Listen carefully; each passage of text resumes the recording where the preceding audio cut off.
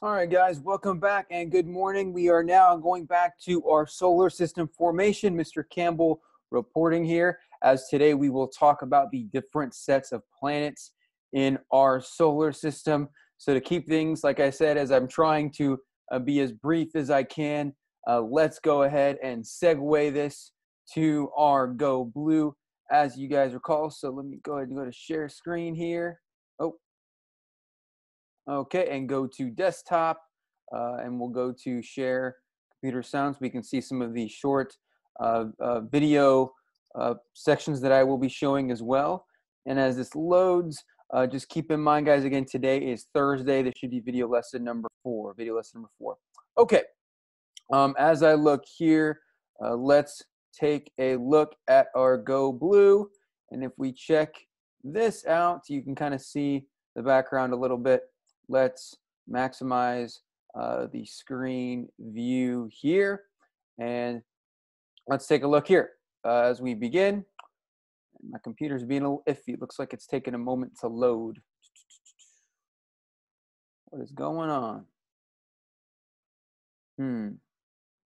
Okay, so apparently, okay, there we go. Finally, took a moment. Oh, okay, give me one more second. I got it. It's just I think the computer's warming up a little bit. All right, so number one, what are the ingredients needed for a star to form? What was in our early solar system that helped spark, that helped ignite that early star from the beginning, right? And then two, what caused planets to form in our solar system? Okay, again, two, what caused our planets to kind of gather and become what they are today? And then three, what shapes do young take as a whole?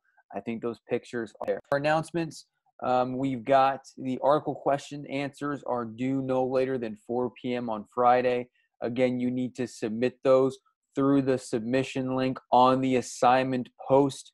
Again, that is preferred. Do not send me a direct message. I don't want my inbox flooding with assignments. Just submit on the submission link. It makes it a lot easier for me to look at it and grade it as opposed to a direct message where I have to keep sifting through all these messages, this and that I have to answer every day. And then we have our notebook check next Friday as well. And super important, tomorrow we will have a very short lesson, and then we will have you guys complete a 10 to 15 question quiz on EDSB as well. So just so we can get a view here. Well, again, I can go over tomorrow. I'm going to show that if you are having issues seeing how to turn in assignments on EDSB, again, just go under pinned items on our EDSB page, and you guys, messenger, no. You guys can see in the videos I've shown in earlier days, I think video lesson numbers 2 and 1, I showed you how to do it. Click on that link and submit. Super easy for me to look at from there. Okay, and for the sake of keeping things short, let's get to our Go Blue. So number one, what are the ingredients needed for a star to form? That's going to get back to our what two elements are most common inside of a star, inside of the sun. That answer is going to be, guys, hydrogen, helium, but also add to that space dust as well. Kind of all acting as the ignition material to spark a star, as we'll talk about more and more here in the future. But always fall back on those two elements, hydrogen and helium. Going back to question number 2, what caused planets to form in our solar system? Again, do not forget, guys, we should be writing these things into a notebook or sheets of paper. Those will be graded, and you may use those to help you prepare for your unit quizzes that will be on Fridays, including tomorrow. What caused planets to form? Okay, we'll just say this. It was the sun's gravity kind of clumping and pulling materials together based on their composition. Kind of like that oil cylinder we discussed the other day, where materials based on their different densities separated, right? So again, ultimate force that was organizing the planets, organizing the different things in our solar system. It's going to be the sun's gravity, as you kind of see here, moving about different planets and their different materials, whether it be those gases or those more solid materials, right? And then for number 3, what shape was the early solar system? That answer is going to be in the shape of a disk, right? So kind of like a floating disk that spun like a top and eventually kind of condensed flatter and flatter. Think of it like a space plate or a disk, as you can see there. Okay, and this is Go Blue number 3, not Go Blue number 2. It's a little mistake there. Go Blue number 3. Okay, table of contents is the same. Pause if you need to get caught up. We are going to finish up solar system formation as a whole tomorrow. So, but we'll get through a little bit of a bulk of it today. Okay, let's go and move on to our first question. What do we call the intermediate stages of a forming planet? Is it an A, asteroid, B, meteor, C, planetesimal, or D, moon? Think about it, pause this video, see what your best answer is. And if you guys continue, unpause the video, the answer is going to be C, planetesimal. Kind of the intermediate stage of the moon versus the actual planet itself, clumping together massive asteroids into larger and larger materials until we do finally get a planet that is organized, that is orbiting our star, etc., etc. Okay, so let's go ahead and move on to where we left off yesterday. Okay, and to start us off here, oh, don't look at that. I don't want to give away answers to video questions. Okay, what are the, trying to see what you know here and watch this video, really, really good video. What are the two types of planets? Again, what are the two types of planets? You guys already know this, hopefully. This will be on page 10. I think a lot of you are going to need more room, so make it page 10B probably. And then 4, what is the order of those planets from closest to the sun to the farthest from the sun? Again, super important information, quiz material, things we need to know. And let's go ahead just to show you a little snippet of what that video is going to look like. It's going to be really good, really informative. Just all about the Solar System 101. And I think I might have shown parts of this in class before, but just a great 4-minute rundown of stuff that we need to know regarding the entire solar system. Let me go ahead and check as well, just to make sure I have the video setting on. Okay, so we are indeed on the correct video setting. So let's go ahead and kind of get a glimpse. This is National Geographic here. Again, Planets 101. Got to tell me the order of those planets, right? And the setup as a whole, right? So let's go ahead and kind of take a look here at that. Okay, so obviously remember our galaxy is called what? The Milky Way galaxy. And our two categories, why don't I just show that right now to you guys. The planets are divided into, revolving around the sun are 8 planets. The planets are divided into 2 categories based on their composition, terrestrial and Jovian. Okay. And for our sake, we'll just focus on terrestrial. Do type that out, also known as rocky. For Jovian, we don't say Jovian on any of our unit questions. So we're just going to go ahead and consider those the gas planets, made primarily of gas. And we got 2 sets of gas planets, as you guys will see here. To 2 categories based on their composition, terrestrial and Jovian. Terrestrial planets, including Mercury, Venus, Earth, and Mars, are primarily... And those are in order. Again, Mercury, Venus, Earth, and Mars, to start off, those are closer to the sun than the gas planets. Primarily made of rocky material. Their surfaces are solid, they don't have ring systems, they have very few or no moons, and they are relatively small. Okay, so let's check out our gas planets. Hopefully the ad doesn't pop up. Oh. All right, ads are always... Okay, so let's talk about our gas giants really quick. Outer solar system. The Jovian planets include gas giants Jupiter and Saturn, and ice giants Uranus and Neptune. And again, those are in order. So know those. Again, we have Jupiter, Saturn, and then Uranus and Neptune. Those are going to be your 4 gas planets. Gas giants are the first 2, and the ice giants are the latter 2. So again, please watch all of that. It gives you awesome details on each planet, which a lot of you guys disclosed a bit during our planet projects a few months ago, right? So let's continue on here. Again, make sure to write down what is in yellow onto page 10 or 10B. So again, rocky inner gas outer planets, and then the rocky planets, which include the Mercury, Venus, Earth, and Mars, and gas planets Jupiter, Saturn, Uranus, and Neptune. Okay, so let's get to our first question. Hopefully, I think my screen, I can't really see with what's here. Okay, so what is the largest planet in our solar system? Take a moment, think about it. It is going to be, guys, Jupiter. Jupiter is the largest planet. Just wanted to see your take, see what you guys knew about that. Okay, start us off here. Gas giants form. How did those form? Well, we had Jupiter forming first, taking most of the material throughout space, hence why it is the largest planet in our solar system, okay? Has some icy material, mostly lighter elements. Again, these are giant containers of gas, right? And as Jupiter grew larger, its gravity attracted more and more material. So because Jupiter was so large, it had obviously the strongest gravity in our solar system, besides obviously the sun. Again, we said this already, gas giants, Jupiter, Saturn, ice giants, Uranus, and Neptune, okay?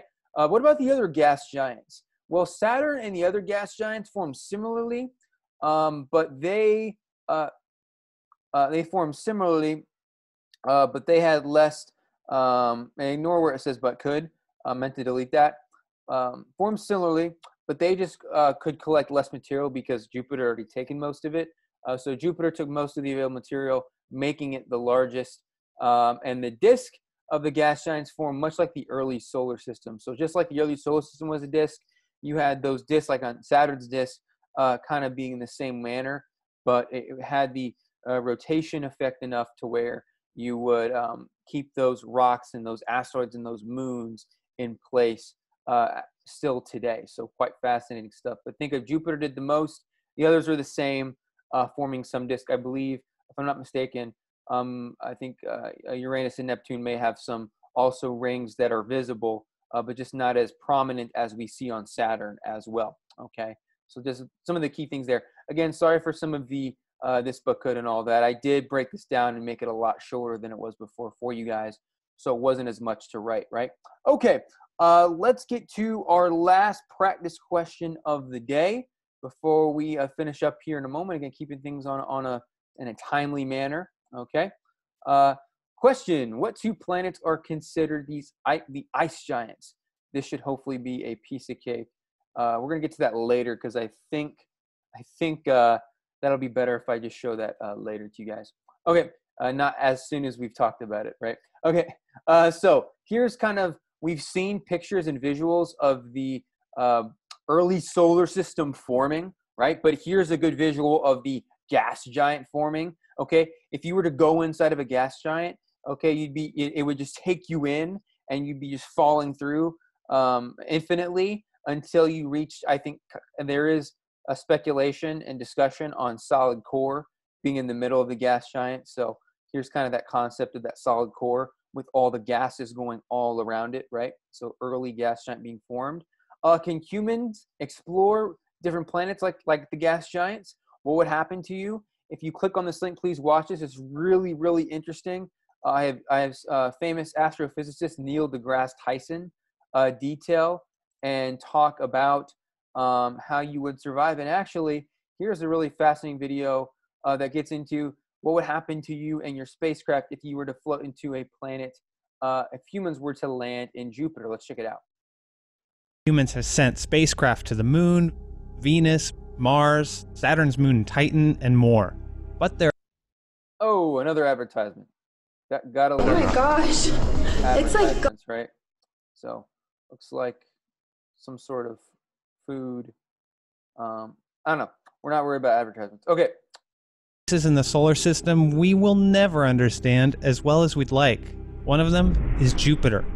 Uh-oh. Jupiter is made of mostly hydrogen and helium gas. So trying to land on it would be like trying to land on a cloud here on Earth. There's no outer crust to break your fall on Jupiter, just an endless stretch of atmosphere. The big question then is, could you fall through one end of Jupiter and out the other? Pretty scary. Turns out, right? You wouldn't even make it halfway. Oh. Why would that be? Right. What is it about Jupiter going inside? First things first. What's it like, Jupiter right? Yourself. Okay. So You'll it's quickly show hit you and your spacecraft as you go down, and what happens, right? What could potentially happen at spacecraft? How does your environment change as you go down that gas planet? It's a really, really a fascinating video that I highly recommend you watch. I think from, let's see here, Tech Insider. So really good. Check that out. Always gets good feedback on it when I've showed it in class. Okay, got to finish up here, guys. Let's talk about, I think I'm going to show one more actually thing to write down. So like I said, guys, I'm getting better at keeping things concise and short for you guys. No worries. Okay, and then we'll get to debris tomorrow. The terrestrial planets forming, that means planets that are made of land. Our last thing I want you to write down for the day, guys. We've got mostly elements that resist vaporization. All the rocks, all the asteroids, all the materials that clump together. Remember, guys, these planets are closer to the sun. So all high melting point materials gathering together, resisting the sun's heat and making solid rock planets that were able to survive the early vaporization of the early star. Okay, rocky and dense, unlike the gas planets. And the sun's gravitational force swept up most of the gas and debris near the inner planets. That's why there's not any gas around us here, especially here on Earth. We're the third rocky planet. We're the third land planet. We don't have as many. You look at moons, right? The gas planets have way more moons than the rocky planets. We only got one moon here on Earth, for example. So again, a lot of those rocks, potential moons that we could have had, either clumped into the planet already or they got vaporized by the sun. Okay, so and then I think again the Neil deGrasse Tyson goes into exploring each planet. So let's go ahead and finish up again. Make sure you wrote all that into your notebooks. Pause the video as such. Let's go ahead and go to our last thing of the day. We've got our ice giants, right? So which two planets are considered the ice giants?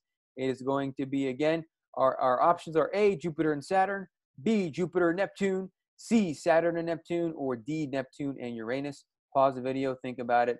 The correct answer is going to be D, Neptune and Uranus are going to be the two ice giants as we know from our memory. All right, guys, hope we are doing well. Again, watch these videos, check them out.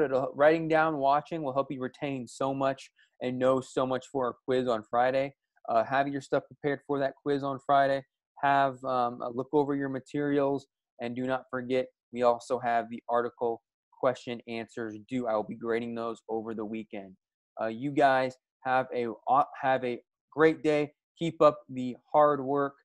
Keep up the focus, and we will keep progressing here. Grades will be up. You'll see percentages up and all that very soon. So you guys have a great day. If you have any questions, again, message me on Edsby, and I will try to answer those questions within a 24-hour time span as promptly as I can. Mr. Campbell signing out. Everybody have an awesome day.